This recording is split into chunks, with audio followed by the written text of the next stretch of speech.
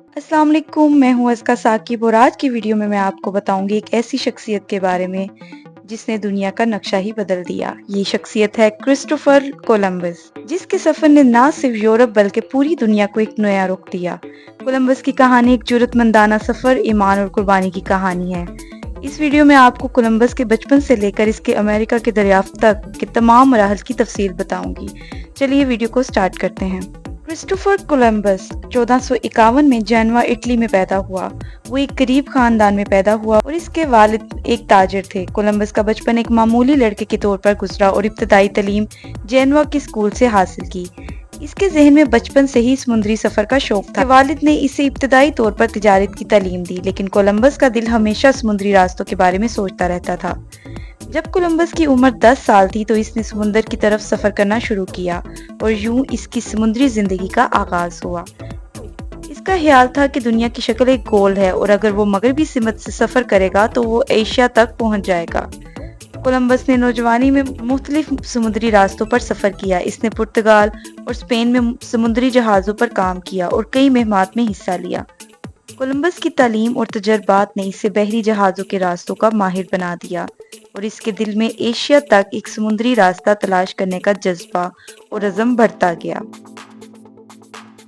Columbus کا مقصد تھا کہ وہ مغربی سمندر کا سفر کرے گا اور ایشیا تک پہنچ جائے گا، جہاں سے سونا اور سپائسز کی تجارت کی جا سکتی ہے۔ کولمبس کی زندگی کا سب سے مشہور سفر 1492 میں ہوا۔ اس وقت تک کولمبس کا نظریہ تھا کہ اگر وہ مغربی سمت سے سفر کرے گا تو وہ ایشیا تک پہنچ جائے گا۔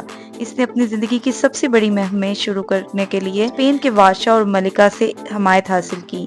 اسپین کی حمایت حاصل کرنے کے بعد کولمبس نے 3 جہازوں کے ساتھ اپنا سفر شروع کیا: سانتا ماریا، پینٹا اور نینا۔ 12 اکتوبر 1492 کو کولمبس نے کیریبین جزائر میں قدم رکھا اور اس دن کو امریکہ کی دریافت کے طور پر جانا جاتا ہے۔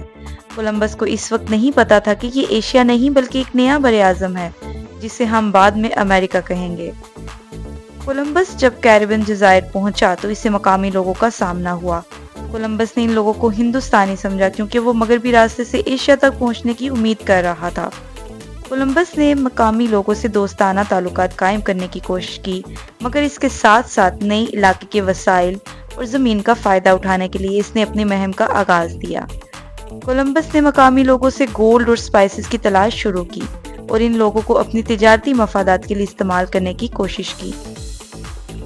کولمبس کی دریافت نے پوری دنیا کے لیے ایک نیا باب کھولا۔ اس کے بعد یورپ اور امریکہ کے درمیان تجارتی راستے کھل گئے اور اس کے ذریعے نئے براعظم کی دریافت نے یورپی استعمار کی بنیاد رکھی۔ کولمبس کا سفر نئی دنیا کی شناخت کے لیے سنگ میل ثابت ہوا، لیکن اس کی دریافت کے ساتھ ہی مقامی لوگوں پر ظلم اور انسانی حقوق کی پامالی بھی شروع ہو گئی۔ کولمبس نے نئے براعظم کی تلاش تو کی، مگر اس کے نتیجے میں مقامی لوگوں کو تباہی کا سامنا کرنا پڑا۔ ان کی زمینوں کو یورپی طاقتوں نے قبضہ کر لیا اور ان کے ساتھ ظلم کا سلوک کیا۔ کولمبس نے زندگی بھر نئے راستوں کی تلاش کی، لیکن وہ کبھی بھی اس دنیا کو نہیں جان پایا جسے اس نے دریافت کیا تھا۔ 1506 میں کولمبس کا انتقال ہوا اور اس کی زندگی کا اختتام ایک ملا جلا اثر چھوڑ گیا۔ کولمبس کی دریافت نے دنیا کو ایک نیا رخ دیا تھا، لیکن اس کے اثرات منفی بھی ثابت ہوئے۔ اس کے باوجود کولمبس کا نام ہمیشہ تاریخ میں زندہ رہے گا۔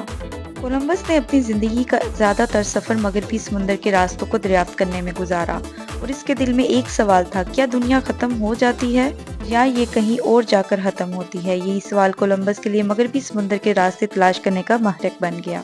کولمبس نے اپنی زندگی کا بیشتر حصہ نئے راستوں کی تلاش میں گزارا، مگر اسے کبھی یہ حقیقت نہیں معلوم ہوئی کہ جس نئی دنیا کو اس نے دریافت کیا تھا وہ دراصل ایشیا نہیں بلکہ ایک نیا براعظم تھا۔ کولمبس کی زندگی کا اختتام 1506 میں ہوا جب اس کی عمر 54 سال تھی۔ اس کی وراثت آج بھی عالمی سطح پر متنازع ہے، کیونکہ جہاں ایک طرف اس کی دریافت نے دنیا کو نئے تجارتی راستے دیے، وہیں اس کے سفر کے نتیجے میں مقامی لوگوں پر ظلم اور تشویش کا سامنا بھی ہوا۔ دراصل کولمبس کے دوسرے سفر کے دوران مقامی لوگ اس کے ظلم اور تجارتی مفادات کے خلاف احتجاج کرنے لگے۔ کولمبس نے مقامی لوگوں کو غلام بنانے کی کوشش کی اور ان سے مدنی وسائل حاصل کرنے کی کوشش کی۔ اس کے اقدامات نے مقامی لوگوں کے درمیان اضطراب پیدا کیا۔ اس کے نتیجے میں کولمبس کو واپس اسپین بھیجا گیا، جہاں اس کے اقدامات پر سوالات اٹھائے گئے، لیکن کولمبس نے اپنی دریافت کے اثرات سے اسپین کے احکام کو قائل کیا کہ اس کے سفر نے یورپ کے لیے نیا تجارتی راستہ کھول دیا ہے۔ کولمبس نے اسپین واپس آ کر تجارت اور نئے راستے کے فوائد پر زور دیا، اور اس نے اپنی دریافت کو اس طرح پیش کیا کہ اس کا مقصد مغربی راستے سے ایشیا تک پہنچنا تھا، نہ کہ نئی زمینوں پر قبضہ کرنا۔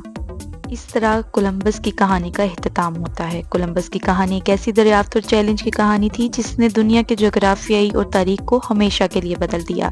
اس کی ایمان اور عزم نے نہ صرف ایک نیا براعظم دریافت کیا تھا، بلکہ دنیا کو ایک نئے دور میں داخل ہونے کا موقع دیا۔ کولمبس کا سفر آج بھی تاریخ کا ایک سنگ میل ہے، اور ہمیں یہ سکھاتا ہے کہ کبھی بھی اپنے خوابوں کے پیچھے نہیں ہٹنا چاہیے، چاہے راستے میں کتنی ہی مشکلات کیوں نہ ہوں۔ اگر آپ کو یہ ویڈیو پسند آئی ہو تو لائک کریں اور میرے چینل کو سبسکرائب کریں۔ ملتے ہیں اگلی ویڈیو میں ایک نئی داستان کے ساتھ۔ اللہ حافظ۔